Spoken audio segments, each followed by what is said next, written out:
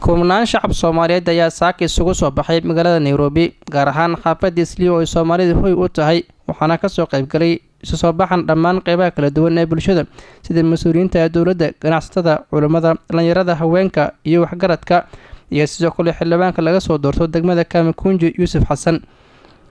ujeedka soo baxan ayaa ahaa cambaareyn iyo sidoo kale garab istaagid dadkii ay dhibaatada ka soo gaartay weerarkii lagu qaaday Hotel Desert oo ku yaala dhanka galbeed ee magaalada Nairobi galabnimadii Talaadada halka ay ku dhinteen 21 qof. wareen waxaa goobta ka hadlay Yuusuf Xasan oo xildhibaanka laga soo doorto degmada Kamakunji wuxuuna tacsiib u diray ehelada iyo qaraabada dadkooda ku dhinteen Hotel Desert isaga oo sheegay in kooxaha weerarka geystay aysan matalin cid gooni ah. walaalayaal maanta waxaan halkan isugu nimid oo soo baxnay inaan garab istaagno walaalaheena reer Kenya oo aan cambaareyno duulimaadkii xaqdarrada ahaa ee nimanka argagixisada ee al-shabaab ay sheegteen.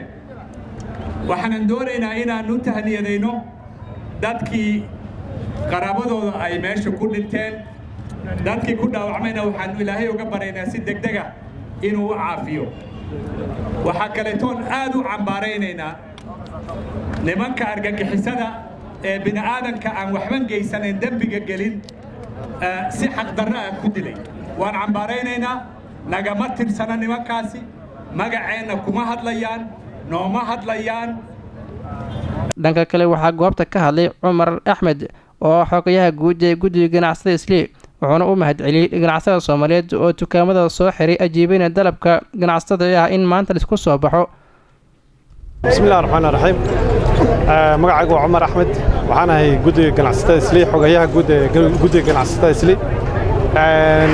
saaka waxaan suuqa qodhan u xirnay inaan tusno bururdiiq dadkii ku geeriyooday weerarka xumaa ee ka dhacay hoteelka Riverside oo dad badan oo hadda shacabka Soomaaliyeed kamid ay ku geeriyoodeen.